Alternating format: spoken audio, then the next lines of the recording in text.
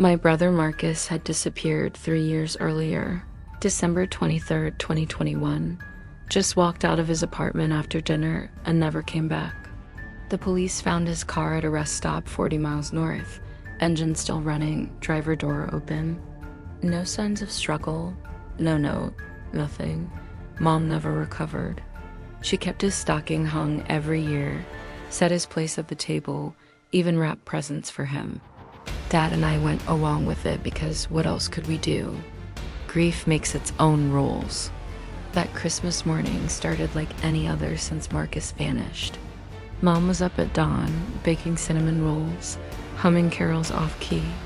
Dad sat in his recliner, pretending to read the paper while actually staring at the family photos on the mantle. I was halfway through my coffee when we heard it. 3 knocks, pause, 2 knocks, pause, 4 knocks. My coffee mug froze halfway to my lips. Mom dropped her spatula. The cinnamon rolls kept baking, filling the sudden silence with their sweet smell that now seemed sickeningly wrong. Dad's face went the color of old snow. That's... His voice cracked. That's Marcus's knock, 324. He'd done it since he was 8 years old. Said it was our secret family code. Nobody else knew it. Nobody. The knocking came again, 3, 2, 4. Maybe someone saw him do it before, I said, though my voice sounded hollow even to me. Maybe nobody knew. Dad whispered. He only did it here.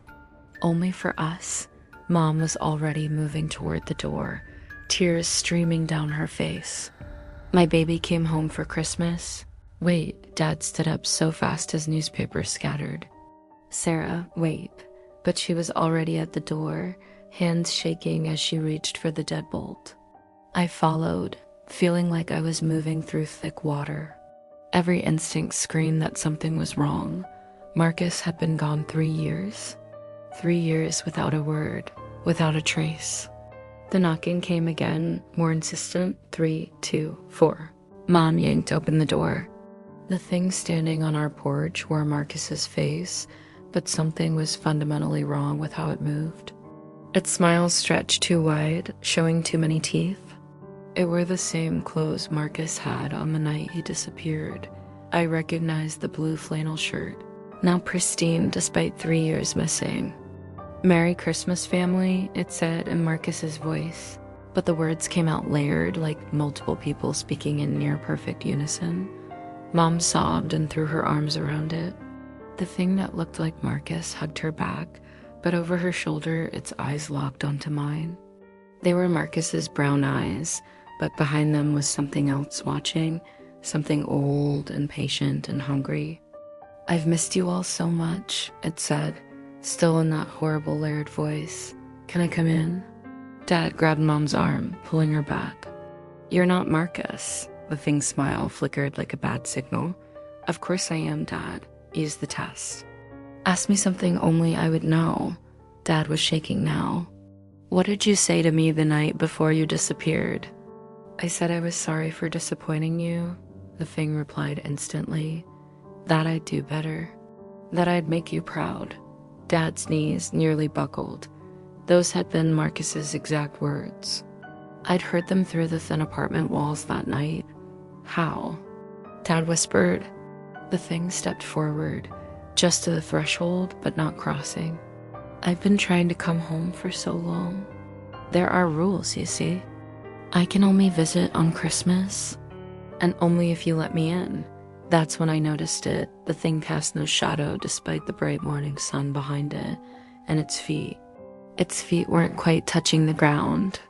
Don't let it in, I said, backing away. The thing's head snapped toward me, neck rotating too far. Don't you want your brother back? Don't you want our family whole again? Mom was reaching for it again when our neighbor's security camera caught what happened next. The footage shows our door open, our family clustered there, but where the thing stood, the camera captured only static and a vaguely human shape. We slammed the door. The knocking continued for 6 hours straight. 3, 2, 4. Over and over until the sun set. Every Christmas since, it comes back. Same knock. Same voice, same promise that it just wants to come home. We don't answer the door on Christmas anymore.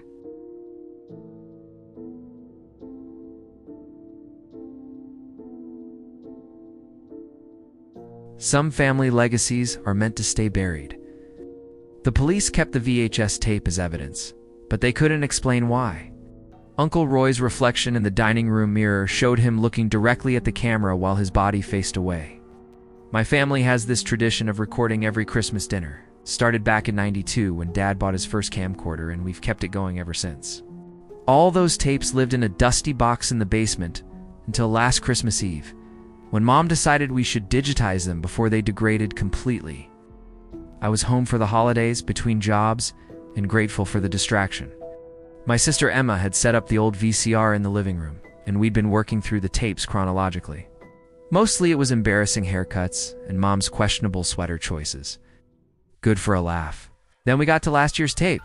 "This should be quick," Emma said, inserting the cassette. "We only recorded for like 20 minutes before Dad's camera died, remember?" I did remember. It had been a subdued Christmas, just 4 months after Uncle Roy's sudden heart attack. He died in September, alone in his apartment. The super found him 3 days later. We'd all taken it Hardroy was the fun uncle, the one who snuck us extra dessert and told inappropriate jokes when Mom wasn't listening. The tape started with the usual chaos: Mom fussing over the turkey, Dad adjusting the camera angle, Emma's kids tearing through wrapping paper. Normal Christmas morning stuff. Then the scene shifted to dinner. That's when my blood went cold.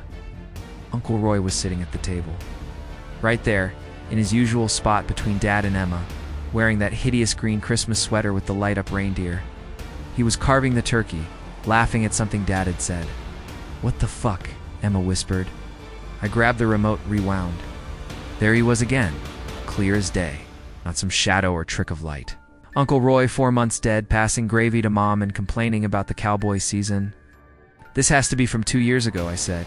We mixed up the tapes, but Emma was already shaking her head, pointing at the screen. "Look at the kids. Her twins were clearly a year older in this footage. The right age for last Christmas. And there was the Nintendo Switch we'd bought them, definitely not from 2 years ago." We kept watching, mesmerized and horrified. Roy interacted with everyone, pulled crackers with the kids, told his terrible pine tree joke that made Mom groan every year. But something was off about how he moved, like he was half a second behind everyone else, as if the tape was slightly out of sync just for him. Then came the part that made us call the police. Dad had panned the camera across the table, capturing everyone raising their glasses for a toast.